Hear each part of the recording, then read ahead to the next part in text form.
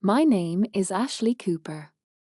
I'm 38 years old, and the last time my family saw me, I was barely 18, standing on the front steps of our weathered New Jersey house, hands cuffed behind my back while my father refused to meet my eyes and my youngest sister Lauren sobbed into my mother's shoulder, furious and humiliated. That memory has haunted me for 2 decades, a stubborn ghost lingering at the edge of every accomplishment, every new beginning. It's funny how family can shrink your entire existence to a single moment of shame, a single wrong turn, as if the rest of your life is just aftermath and apology. That's what it was for me. I was the family scandal, the cautionary tale at every reunion and holiday, the example Lauren always quoted when she needed to feel safer in her perfection. In that moment, under the summer glare and the judgment of neighbors craning their necks behind lace curtains, it didn't matter that I'd done nothing more than follow a group of friends into a convenience store at the wrong time. It didn't matter that the charges would be dropped in 3 days, or that I was never actually accused of theft. All that mattered was the sight of my hands in steel, the wordy arrest in the local paper, and the look of disappointment on my parents' faces. Lauren, of course, never let it go. She was 2 years younger. The golden child, flawless GPA, varsity swim, perfect hair and teeth and manners. She'd already won the county spelling bee twice by the time I was old enough to drive. If I was the storm, she was always the rainbow, shining brightest when my clouds gathered darkest. In her mind, my mistake wasn't just a crime against the law. It was a betrayal of her narrative. Her older sister was supposed to be her role model, her shadow, her silent support.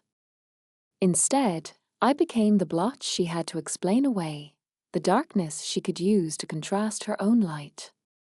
And so, when my parents sent me to military academy instead of letting me return to our small New Jersey town, it was almost a relief. I was tired of apologizing for breathing. At the academy, discipline wasn't just a rule, it was survival. For the first time, I learned what I was capable of, how to run until my lungs burned, how to think fast, how to stand my ground. Every bruise was a line in a story I was finally writing for myself. But the damage at home was done. Lauren's version of me became the official family narrative. At reunions, my name was barely mentioned except in warning. You don't want to end up like Ashley, and my aunt would say over turkey. Wasted potential. Even years later, as I made my way through the police academy and then into the NYPD, those words hung over my head like storm clouds. Sometimes, on long, sleepless nights patrolling the city, I wondered if I'd ever outrun that day in New Jersey. If I'd ever feel like more than a footnote to someone else's story. It's strange, though. The harder I worked, the less it mattered. There's a certain freedom in being written off. With nothing left to prove, you get to define yourself. Fast forward 20 years, now I'm a senior sergeant with NYPD, decorated, respected, and in charge of a small but relentless unit that's become my second family. My badge isn't just a job, it's my armor, my ticket to a life I built with my own hands. I spend my days keeping other people safe. Some nights, I walk through Manhattan, feeling the buzz of the city, the pulse of a million lives colliding, and I can almost forget there's a world outside these streets that still calls me a disgrace. But blood never quite lets you go. The past, like gravity, always drags you home. That's why, standing in the echoing marble foyer of the old Trinity Cathedral in Boston, with sunlight splintering through stained glass and the city traffic a distant hum, I felt a different kind of adrenaline. In 20 years, I'd never set foot at a family gathering. Birthdays, graduations, even funerals, I'd stayed away, sending cards, flowers, donations, always a ghost in their lives, never a presence. But today, for reasons even I barely understood, I was here for Lauren's wedding rehearsal. Not as a guest, of course. My invitation would never arrive. Lauren and I hadn't spoken in almost as many years as she'd spent reminding people I existed. But fate has a twisted sense of humor. It was my work partner, Daniel Brooks, who told me about the wedding. "Big event coming up," he said one night over coffee in the NYPD break room, scrolling through photos on his phone.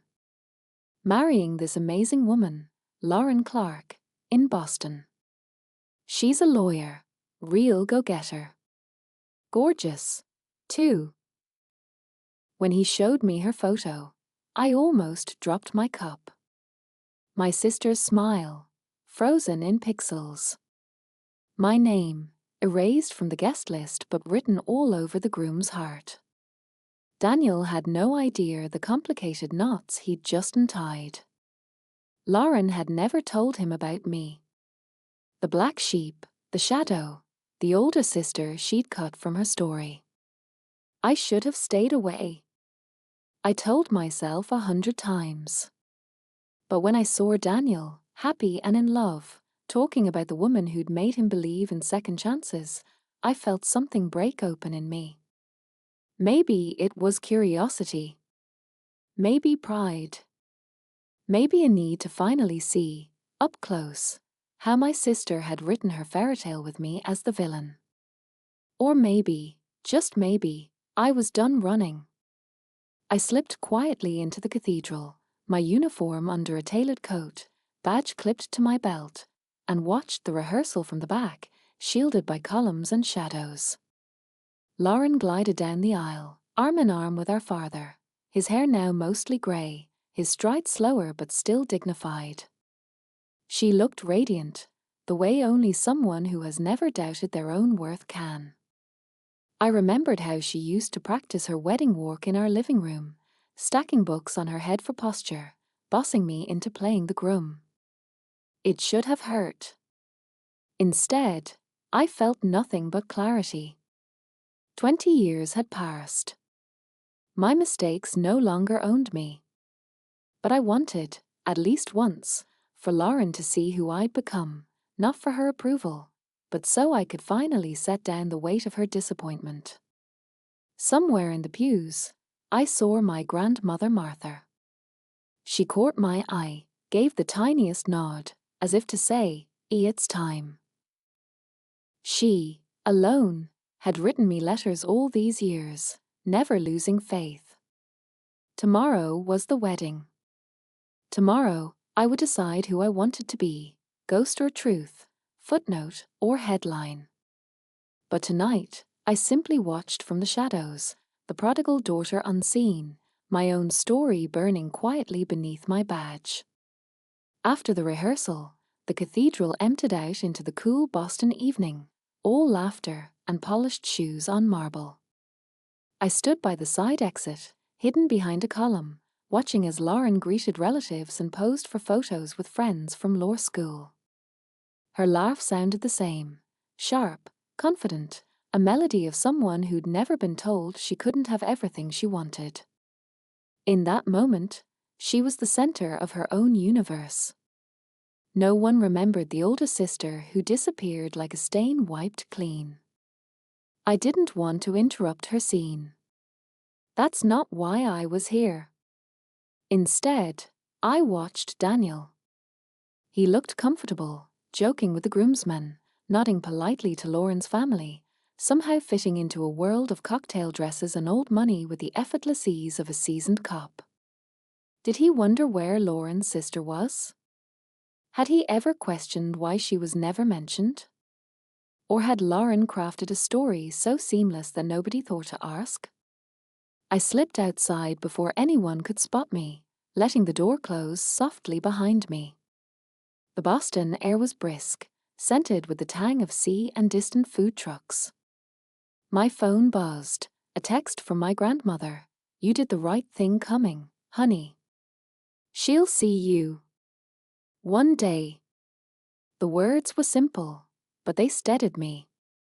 I'd come for closure, not confrontation. I just needed to see her life as it really was, not as a rumor relayed through a string of family Christmas cards.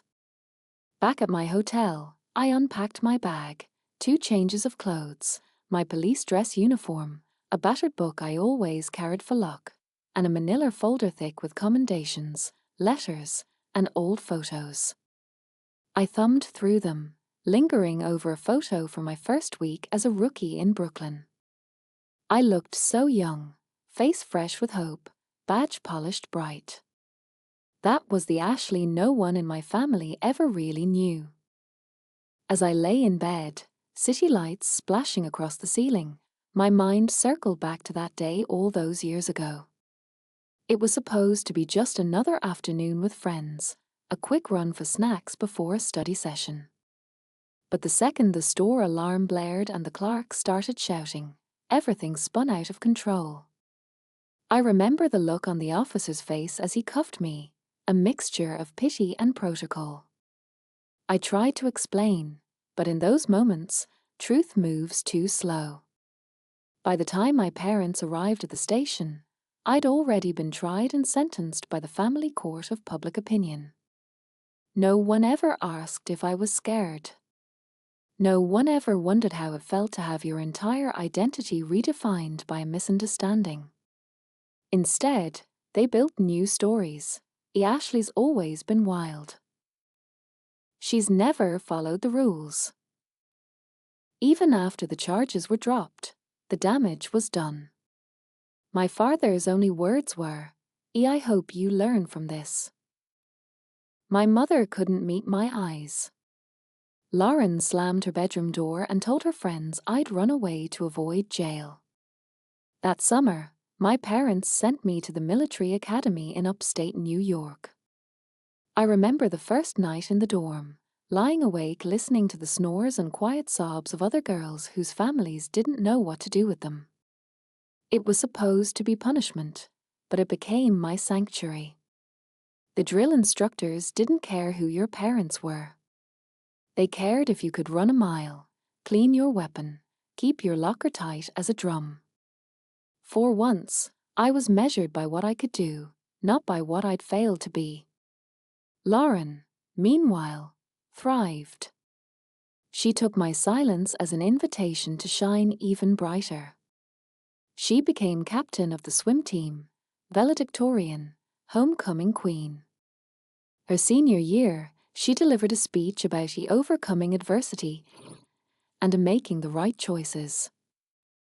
My name was never mentioned, but the subtext was clear. As I graduated from military academy with honors, Lauren graduated from high school and began her fast track to a prestigious law degree. Our worlds split, running parallel but never intersecting. I poured myself into the police academy, then the gritty streets of New York City, each promotion another stone in the wall I built to protect myself from a past. But no wall is perfect. Every year, at holidays, I'd get a card from Grandma Martha. Sometimes just a single line, "I'm proud of you," scrawled in a script that grew shakier with each passing year. I'd reply with letters full of stories about my cases, the city, the camaraderie of the force, never mentioning Lauren or the ache of being forgotten. The night before Lauren's wedding, I stood by the hotel window, staring out at the city. Tomorrow, I'd have to decide, would I walk into that ballroom and face the family who raised me? Or would I remain a ghost, letting the past dictate the shape of my future? Sleep didn't come easy. Memories chased each other through the darkness. Lauren at age 10, sneaking into my room to steal my lip gloss. Lauren at 15, accusing me of ruining her life. Lauren now, an adult woman ready to step into a new life without a backward glance. I wasn't sure I could forgive her. But maybe forgiveness wasn't the point. Maybe, after all these years, it was about reclaiming my place, not as her shadow, but as my own person. By dawn, I'd made my decision. Tomorrow, I would show up. Not for them, but for me. The morning of Lauren's wedding dawned cloudy, heavy with the promise of rain. I was up before sunrise, the nerves in my stomach tight as piano wire. I paced the length of my small hotel room, uniform hanging on the door like a promise and a threat. My phone buzzed, a message from Grandma Martha, short and to the point. You'll know when it's right. Love you, Ash. I laid out my options, the simple blue dress I'd packed for blending in, or my NYPD formal uniform, navy jacket crisp with silver buttons, badge gleaming, ribbons neatly pinned above the heart. I ran my hand over the polished metal, remembering every shift, every case, every late night when I wondered if I'd ever be more than a cautionary tale to the people who once called me daughter, sister, kin. Downstairs, the lobby buzzed with guests checking in and out. Florists fussing over centerpieces, hotel staff moving with the quiet efficiency of people who'd seen every kind of family drama imaginable. I grabbed a black coffee from the cafe, watching as a cluster of Lauren's friends filed into an elevator, their laughter echoing off the marble. They didn't notice me. Of course they didn't. Back in my room, I stared at my reflection. The uniform felt heavy with memory, but it grounded me. I braided my hair tight, like I used to before a big bust or court appearance. I wanted every line to be sharp, every crease in place. If I was going to face Lauren and the entire Clark Cooper clan, it would be as the woman I'd become, not the girl they remembered. At noon, I walked the few blocks to the church, the city's sounds swelling and receding around me, the hum of traffic, a distant siren, the click of my own shoes on the sidewalk. Each step felt deliberate, an act of reclamation. I paused outside the cathedral, watching as luxury cars pulled up and guests in pale spring colors spilled out, chattering about old times and mutual friends. I stood by the entrance, heart pounding, invisible among the crowd. Then, out of the throng, a familiar face appeared, Grandma Martha, small and dignified in a lavender suit, her cane tapping gently on the steps. Her eyes found mine immediately, sharp and full of mischief. "Well, look at you," she said, her voice low but brimming with pride. "I haven't seen you stand that straight since you graduated the academy." I smiled, warmth flooding my chest. "I'm nervous, Grandma." She patted my hand. "You have nothing to be nervous about. You're here. That's what matters. Let them see what they missed." We slipped inside together, taking a seat near the back beneath a stained glass window. The church was breathtaking, arches soaring overhead, light painting the pews in jewel tones. Up front, the wedding party was gathering, Lauren radiant in her white gown, Daniel standing tall at the altar, his NYPD dress blues pressed to perfection. I watched as my parents took their seats at the front, my father's face solemn, my mother's expression tense beneath a veneer of polite excitement. If they noticed me in the shadows, they gave no sign. The music swelled, the doors opened, and the ceremony began. Lauren floated down the aisle on my father's arm, a vision of grace and determination. She looked every inch the success story, her story. For a moment, I felt that old sting, the ache of being replaced. Then I looked at Daniel and saw the gentle pride in his eyes. He was marrying her for who she was now, not for the narrative she spun. Maybe, I thought, that was enough.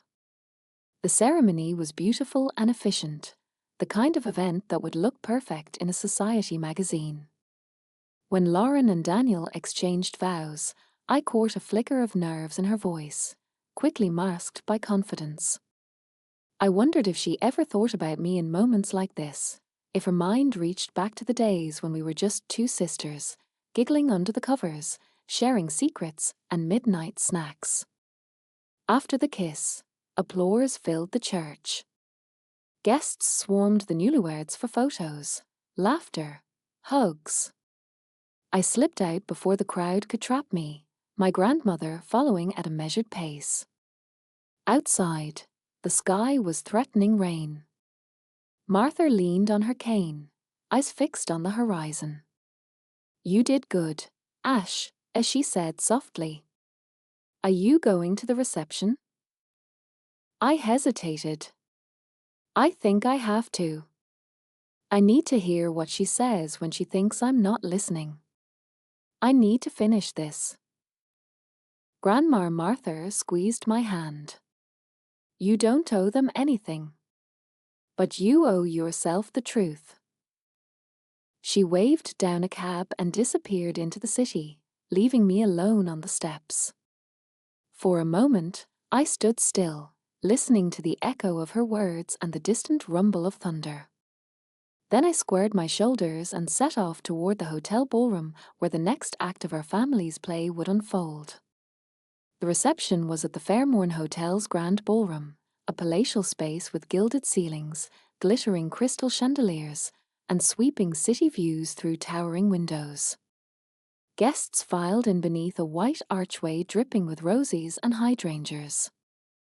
The air was heavy with the scent of expensive perfume and anticipation. Waiters in black vests glided among tables, balancing flutes of champagne and silver trays laden with canapés. I paused just inside the entrance, letting my eyes adjust to the gold and candlelight. The hum of conversation, the clinking of glasses, the swelling notes of a string quartet, all of it washed over me, both familiar and alien. There was a time I would have belonged here, a time before I became a cautionary tale. I took a steadying breath and moved toward the edge of the room, grateful for the anonymity my uniform provided. Guests glanced at me, some curious, some wary, but most quickly looked away, assuming I was part of hotel security or maybe an off-duty cop hired for the event. I felt like an observer in my own life, watching the celebration of a family that had outgrown me. A line formed near the head table where Lauren and Daniel stood greeting relatives and friends, accepting hugs and good wishes.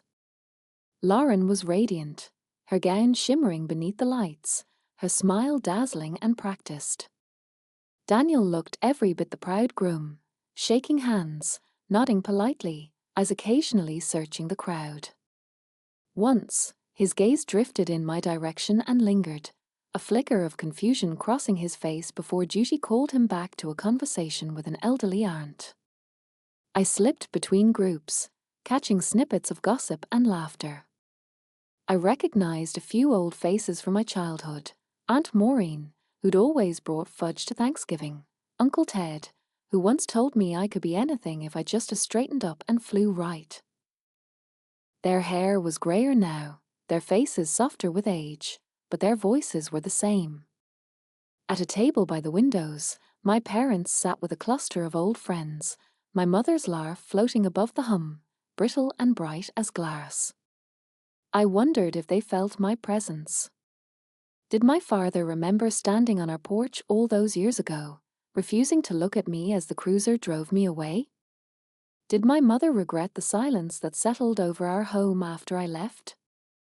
I made my way to the bar and ordered a club soda, letting the cold bubbles anchor me. A group of bridesmaids swept past, laughing, heels clacking on marble. One of them, tall, blonde, with the kind of confidence that comes from being adored her whole life, caught my eye and smiled. "Are you with the NYPD?" she asked, her tone playful. I nodded, surprised. "Yeah. Just here for a friend."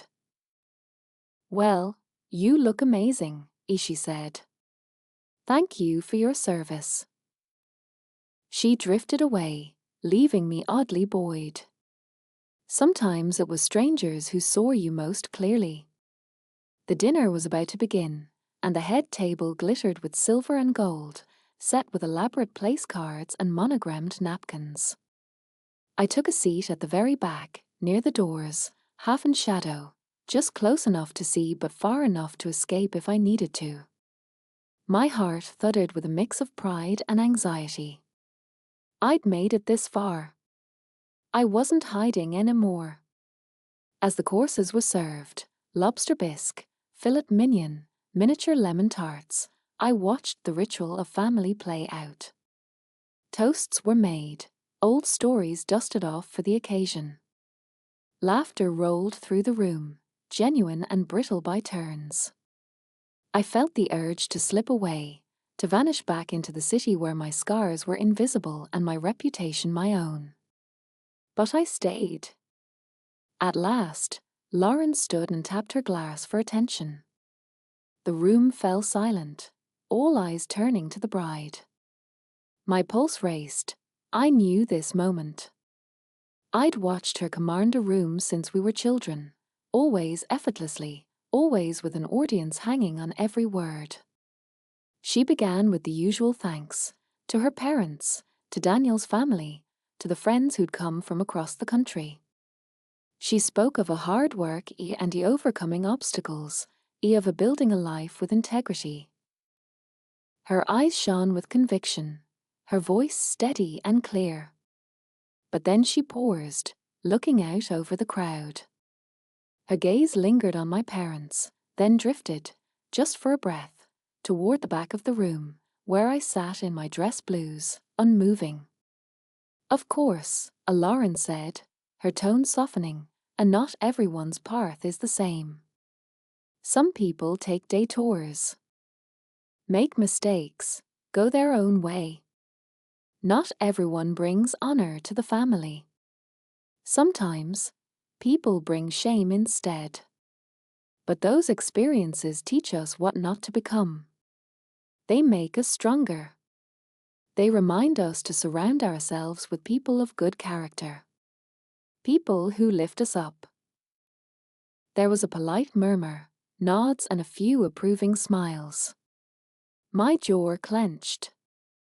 There it was, her signature move. Even on her wedding day, she couldn't resist reminding the world that she had survived someone else's darkness. I set down my glass, my decision clear. Tonight, I would not be the shadow in her story.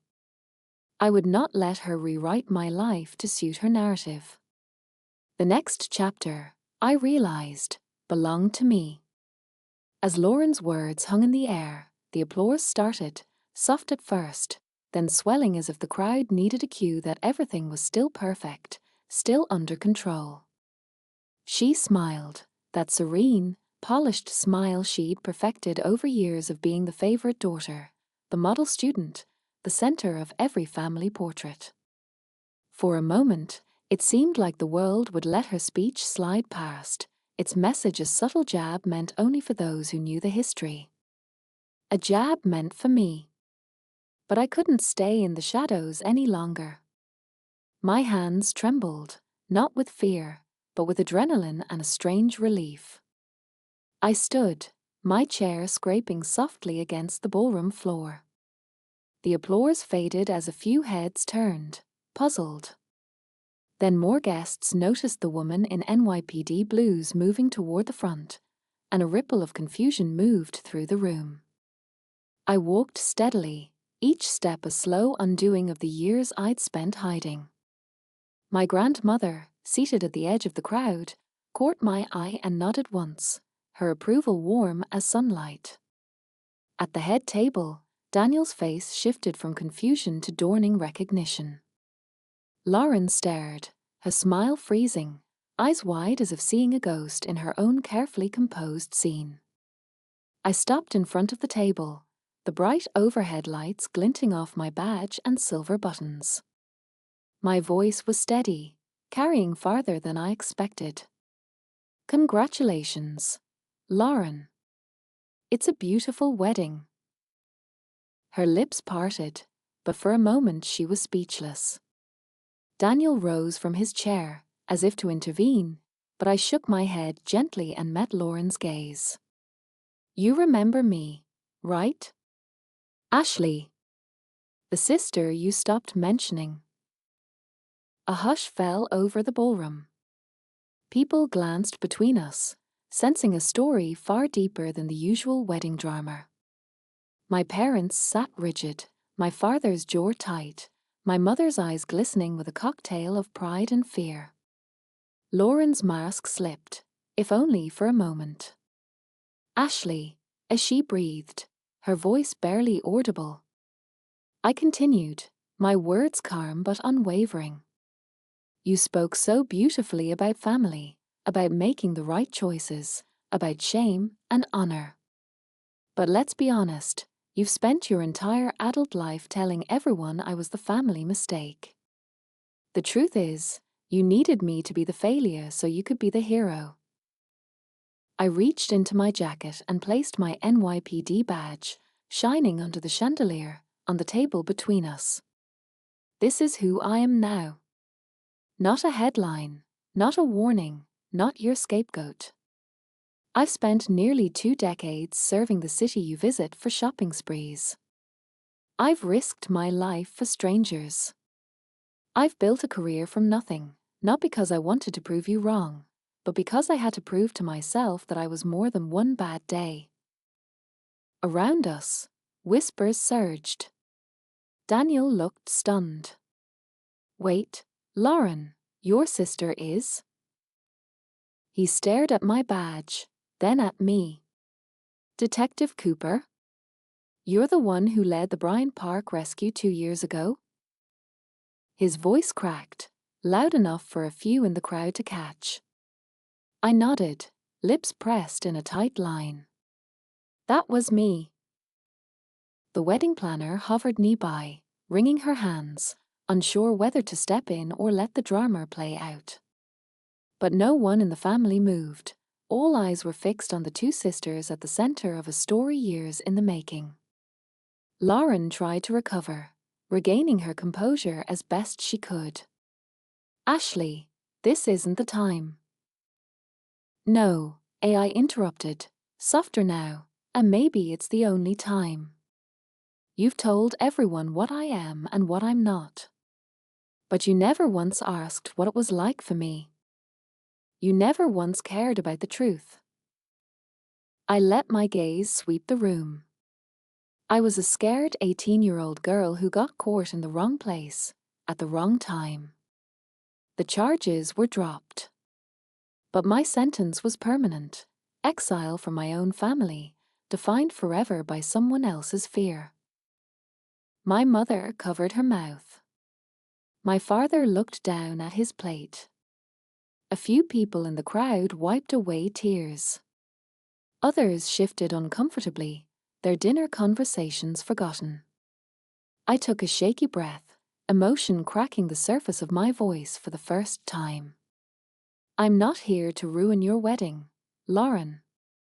I'm here so you can finally see me, as I am. Not the shadow you turned me into, not the cautionary tale you used to shine brighter. Just your sister. A person who made mistakes, yes, but who also learned, grew, and found purpose where no one thought it possible. Daniel put a hand on Lauren's arm. Why didn't you ever tell me? He asked her, voice soft but urgent. Why did you make me think she was gone for good? Lauren's composure crumbled. Her eyes filled with tears, and she looked at me, not with anger, not with pity, but with a kind of raw confusion. For the first time, she seemed to realize I was real, not just a story from her past. I gathered my badge and stepped back, the tension slowly melting into a hush that settled over the room. Enjoy your night, I said gently. This is your day. But from now on, let the story you tell about me be the truth. Because I won't disappear anymore. As I turned to leave, applause broke out, tentative at first, then growing, genuine, the kind that carries respect more than celebration. I felt lighter than I had in years. For the first time, I wasn't running. I wasn't hiding. I was simply Ashley Cooper, police sergeant, survivor, sister. And my story, at last, was my own. The applause echoed behind me as I left the head table, my badge secure in my palm. I didn't rush. I walked slowly, deliberately, letting the weight of all those eyes follow me. The ballroom doors whispered shut behind me, and suddenly the air in the corridor was cool, quiet, almost gentle. For a moment, I stood still, letting my shoulders drop, my heart racing with relief and exhaustion. Outside, rain tapped softly against the tall windows. The world looked different, crisper, real, as if the moment had peeled back a film that had been blurring my vision for years. I wanted to stand there forever, away from the tension and noise, letting the rain wash off the past. But I knew it wouldn't be that easy. A soft step behind me made me turn. It was Daniel, still in his dress blues, his face pale and uncertain. He hesitated, searching my expression for anger or blame. "Ashley, wait." His voice was low. "Please." I nodded, bracing myself. "You want to know why I never said anything, right? Why Lauren never told you the truth?" He shook his head. "No, I mean, yes, but I get it now. I'm sorry. I really am. I thought I knew everything about her. About this family. But I had no idea." He paused, struggling.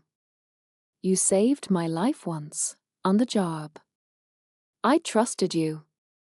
I just wish Lauren had, too." I studied his face.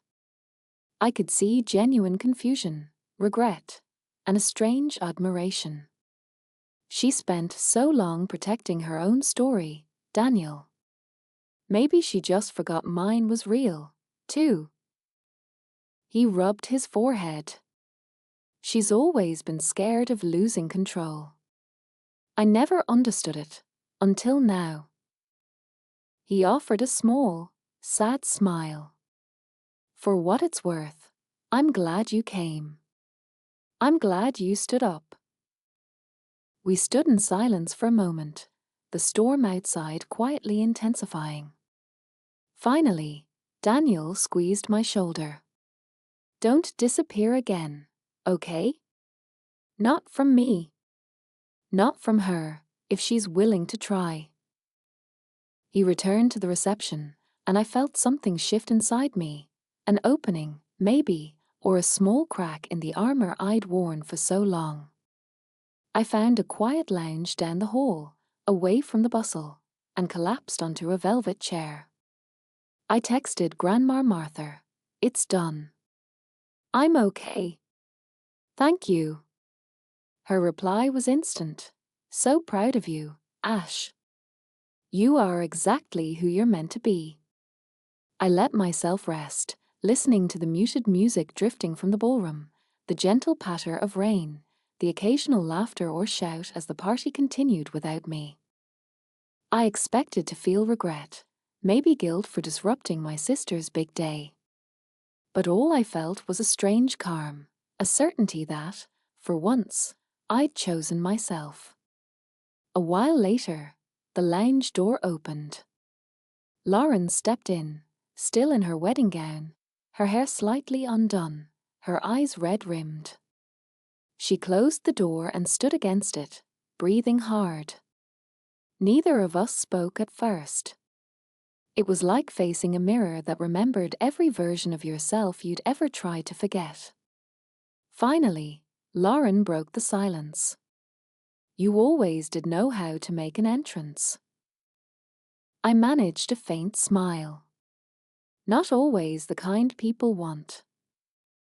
She laughed, the sound tight, and sank onto the chair across from me. For a moment, she just stared at her hands, twisting the ring on her finger. "I'm sorry, Ash," as she said quietly. "I'm sorry for everything." I was scared. Scared people would see me the way they saw you. Scared I'd lose everything if I let them see the truth. I nodded.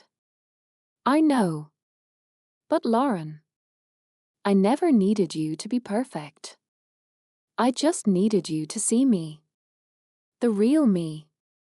Not the story you told everyone else. She wiped her eyes. I thought if I could keep my world clean, my mistakes would disappear. That if I kept you out, no one would judge me. She looked up, pleading. But I missed you. I missed my sister. Her words loosened something in me I didn't know was still there. For years, I'd built walls so high that not even memories could climb over. Now, with her sitting inches away, those walls felt thinner, more fragile. Why didn't you ever call? She whispered. I tried, I said. Letters. Messages. Birthdays. I thought you wanted me gone. So I went. Lauren shook her head, tears falling freely. No. I just didn't know how to let you back in. We sat in that small, soft silence, the rain steady, the party distant. At last, Lauren took my hand. Can we start over? I don't know how, but I want to try. I squeezed her fingers, letting the weight of years slip between us like rainwater. We'll figure it out, I promised. A knock sounded on the door, Daniel's voice, gently calling for Lauren. She stood, wiping her face, and paused by the door. Ashley, come to the family brunch tomorrow. Please. Don't disappear again. I nodded, a real smile breaking through. I'll be there. She left, and I sat for a moment longer, letting the truth settle. After years of running from shadows, I'd finally stepped into the light, not just for them, but for myself. The morning after Lauren's wedding dawned over Boston with a hush of silver rain. I barely slept, mind still echoing with words I'd said and ones I'd left unsaid, images looping, Lauren's trembling apology, Daniel's hand on my shoulder, the surprised faces of my parents. I stared at the hotel ceiling, the room aglow with the diffused blue light that comes just before the city truly wakes. For once, I didn't dread the day ahead. Maybe there was a future for us, bruised but breathing. I showered, dressed in jeans and a soft navy sweater, pinned my hair back, and, after a long moment's hesitation, slipped my NYPD badge into my purse instead of wearing it. Today, I wasn't Officer Cooper. I was Ashley, daughter, granddaughter, sister. I was myself, without the armor. Downstairs, the hotel's private dining room was already humming when I arrived. The air was fragrant with coffee and warm pastries, the clink of forks and low murmur of cautious conversation filling the space. White linen tablecloths and elegant floral centerpieces couldn't disguise the tension that hovered over the family's first meal together in years. Grandma Martha was there first, perched at the end of the table, her cane propped beside her. She gave me a broad, private smile. Sit here, sweetheart, as she whispered, patting the seat beside her. Safety in numbers. I slid into the chair, grateful for her steady presence. A few minutes later, Daniel appeared, already looking more relaxed in an open-collared shirt, his wedding ring catching the light as he poured coffee. Good morning, Ashley, he said, voice gentle. Glad you're here. I nodded, nerves fluttering but not quite overwhelming. Thanks. For everything. People trickled in. Lauren. Her makeup minimal and her hair in a loose braid gave me a cautious, hopeful glance before greeting relatives. My mother entered with practiced grace, father at her side. For a moment, they hovered at the door, as if the sight of me at the family table was something they hadn't rehearsed. It was my mother who moved first, lips tight but eyes searching my face. She took the seat across from me. My father followed, clearing his throat, staring intently at the coffee pot as if it might offer answers to all the questions he'd never asked. Breakfast was a tense ballet. Conversation tiptoed around anything personal: politics, sports, the weather. A few times, relatives asked about my work, and I answered simply, refusing to slip into the safety of badges and cases. I was determined to hold my ground as myself, not as my reputation. Lauren seemed determined too. She brought up a story from her childhood, how we used to build blanket forts in the living room, hiding from thunderstorms with flashlights and peanut butter sandwiches. She looked at me, smiled tentative. Remember how you'd always tell me scary stories, but you never let the monsters win? I grinned. I hated unhappy endings. A ripple of laughter ran around the table. For a moment, the past felt softer, more pliable, as if old wounds could be kneaded into something like forgiveness. Halfway through breakfast, my mother set down her fork and met my eyes. "Ashley," as she began, her voice wavering, "I want to apologize. For not being there for you when you needed us. For letting my own fear make me forget how to be your mother." The words hung in the air, raw and strange. My father took her hand, his own face drawn and serious. "We failed you," he said, voice gravelly. "We let one moment define too much. We're sorry." I swallowed hard, emotion prickling at my eyes. For years, I'd wanted this, imagined it, doubted it would ever come. Now that it was here, the moment felt both enormous and simple. "I forgive you," I said quietly, "not just for them, but for me. But I hope you'll try to get to know the person I am now. Not just the girl you remember." My mother nodded, tears sliding silently down her cheeks. "I'd like that. I'd like that very much." The room seemed to exhale, the air lighter somehow. Grandma Martha squeezed my hand under the table, her eyes shining. After breakfast, people milled around with coffee, conversations opening like shy flowers. Lauren pulled me aside near the windows, the city glittering in the rain beyond. She looked nervous, but her smile was genuine. "I meant what I said last night," as she whispered. "I want you in my life, Ash. I want you to meet my friends, to know Daniel. I want to know you, all of you. No more secrets. No more stories that aren't true." I felt a knot loosen in my chest. I want that too. And I want you to know me as I am, not as you need me to be. She hugged me, fiercely, like the little sister I once protected from thunder. "I wish I'd been braver," Lauren said. "I wish I'd fought for you sooner." "You're fighting now," I said. "That's what matters." Daniel joined us, slinging an arm around Lauren.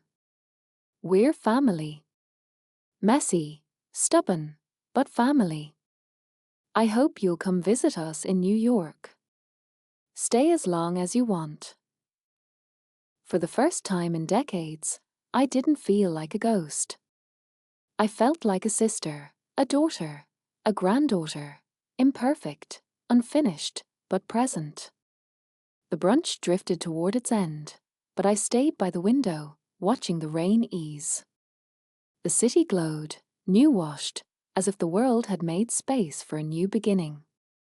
The drive back to New York felt different this time, lighter, even with the rain streaking across the windshield and the usual grey weight of post-family gatherings. I took the long route, following the coastline, letting the blur of trees and towns pass outside as the city drew closer. For the first time in years, my heart didn't pound with the anxiety of returning to the life I'd built for myself. Instead, I found myself looking forward, not just to my next shift or the comfort of my own apartment, but to what might come next with my family, now that the walls had finally cracked. My phone vibrated with messages. Lauren sending selfies from her honeymoon flight. I miss you already. Sis, Grandma Martha updating me on her plans to visit Brooklyn. A time you taught your old gran how to take the subway. Daniel forwarding a link to a true crime podcast and asking for my expert analysis. Even my mother sent a tentative note. Would love to talk sometime. No pressure. By the time I pulled into the parking garage beneath my building, the city lights had begun to blink awake. I locked my car, shouldered my duffel bag, and climbed the stairs two at a time, adrenaline humming in my veins, not from fear, but from something that felt like anticipation. My apartment greeted me with its familiar jumble of half-read books, take-out menus, and the faint trace of last week's roses on the kitchen counter. I dropped my bag, shucked off my shoes, and stared out the window at the pulse of Brooklyn below. Sirens, laughter, music, life moving on, never pausing for anyone's heartbreak or triumph. I unpacked slowly, hands lingering over my badge, my uniform, the wedding invitation I'd pocketed from the brunch as a keepsake. I pinned a new photo to my fridge, me and Lauren, arm in arm in front of the rain-streaked hotel window, both of us smiling with something close to relief. Work called early the next morning. I slid into my patrol car, exchanged tired jokes with my partner, and hit the streets. Everything looked the same. Corner stores, brownstones, school kids racing past in the rain, but I moved through it all with a new sense of steadiness. It was as if, after years of proving myself to strangers, I'd finally earned the right to belong, to my city, my department, my own life. At roll call, a rookie asked me about the wedding. So, Sarge, did you catch the bouquet? Or just make the crowd run for cover? The squad laughed, but for once the joke rolled right off me. I caught something, I said, deadpan, but it wasn't flowers. Turns out, family reunions are just as unpredictable as a night shift in Bed-Stuy. The laughter eased something inside me. My fellow officers had always respected me as a cop, but now, as I let more of myself show, I realized they were willing to know me as a person too.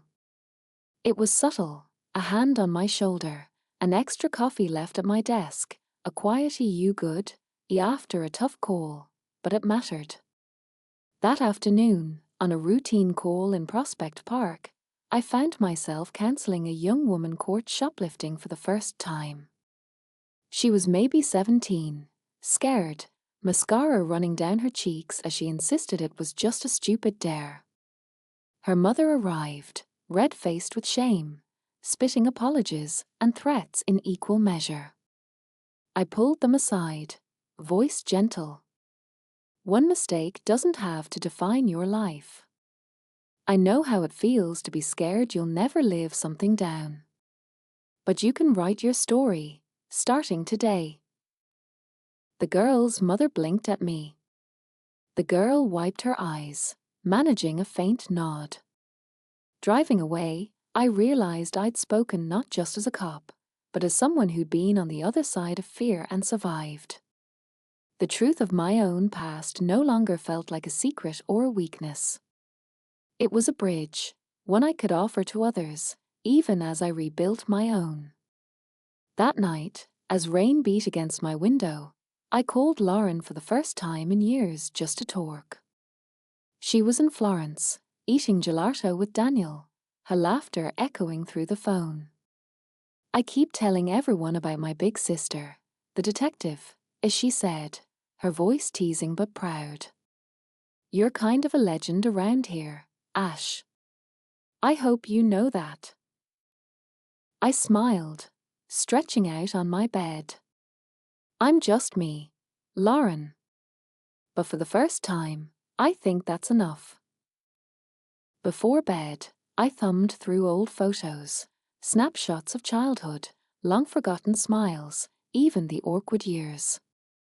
For once, I let myself linger, feeling grief and gratitude entwined. I couldn't change the past, but I could welcome it as part of my story, scars and all. I drifted to sleep with the city's music in my ears and hope, bright, unsteady, but real, settling softly inside my chest. 2 months slipped by, as New York turned lush and humid, summer arriving in its bold, chaotic way. The city felt different now, a little brighter, a little less heavy, as if letting my story breathe had changed the color of the sky. My days fell into a new, hopeful rhythm. Patrol in the morning, paperwork, and training in the afternoons. Evenings sometimes spent on the phone with Lauren or in laughter with my team at a neighborhood diner. Each day I let myself belong a little more, and the need to prove something to anyone faded into the background. Then one Saturday in June, Grandma Martha called. We're all getting together for lunch. Lauren and Daniel are back from Italy, and your folks, well, they want to see you, Ash. There was a note of excitement, and maybe a little worry, in her voice. I'll bring my best lemon bars. Will you come? I hesitated, old nerves flaring for a split second. But I heard something else now, a genuine invitation, not an obligation. I'll be there, Grandma, I said, surprising us both with how sure I sounded. The family gathered in Martha's backyard under a sky so blue it hurt to look at. The lawn was dotted with folding chairs, tables laden with roast chicken, salads, and pies, every detail humming with the anxious joy of people who haven't gathered in too long. Lauren greeted me at the gate, her arms full of peonies from her garden. She hugged me tightly, Daniel smiling beside her, already sunburned and happy. Inside, I found my mother fussing over the drinks, my father carving chicken with more care than usual. For a moment, the room quieted as I entered, old habits and hurts surfacing like shadows, but then Grandma Martha's laughter rang out, and conversation bubbled up again. We ate together, parsing plates and stories, childhood memories, small daily triumphs, even the occasional slip-up or regret. Lauren recounted a mishap with her Italian rental car, and Daniel told a story about getting lost on the New York subway, asking for help from a street musician who turned out to be a Juilliard grad. After dessert, my mother pulled me aside beneath the shade of an old magnolia tree. She looked older than I remembered, her hair grayer, but her hands still warm as she held mine. I've missed you, Ashley, as she said softly. I didn't know how much until I nearly lost you for good. I know saying sorry isn't enough, but I want to be part of your life now, truly, honestly. If you'll let me. I squeezed her hand, feeling years of longing and resentment melt away into something gentler. I'd like that, Mom. I'd like that very much. As the afternoon drifted on, my father joined us. He cleared his throat, shifting awkwardly, but then managed, You make us proud, Ashley. Not just for what you do, but for who you are. We see that now. Thank you for giving us another chance.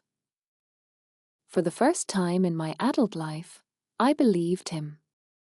Later, Lauren and I took a walk along the edge of the yard, the grass soft and fragrant underfoot. Do you ever wonder what life would have been like if things had gone differently? She asked, glancing sideways, voice tentative. All the time, I admitted. But maybe this was the only way we could have learned what really matters. We can't change the past, but we can choose what comes next. She looped her arm through mine, grinning. Then let's choose to be sisters. Messy, stubborn, real sisters. We stood quietly for a moment, watching as Grandma Martha played cards with the youngest cousins, laughter rising with the breeze. It struck me that families aren't made by perfection or even forgiveness, but by the willingness to keep showing up, to tell the truth, to let each other be human. As dusk fell, Daniel started a small bonfire and someone passed around a guitar. Songs filled the air, voices rough and out of tune but sincere. I found myself singing along, surprised at how easily the old lyrics came back, how right it felt to simply be there, part of it all. Before leaving, I pulled Grandma Martha aside, hugging her fiercely. "Thank you for never giving up on me," I whispered. She smiled, her eyes sparkling. "You were never lost, Ashley. You were just finding your way home." I drove back to Brooklyn that night with the windows down, letting the summer air fill my lungs. There were still hard days ahead, and not every hurt would heal overnight. But I no longer felt like a ghost in my own life. I was Ashley Cooper, daughter, sister, police sergeant, survivor. My past no longer held me hostage. My future was mine to choose. And sometimes, I thought, the bravest thing you can do is simply refuse to disappear. Sometimes, telling your truth is the real act of courage. And sometimes, at the end of it all, that's what freedom feels like.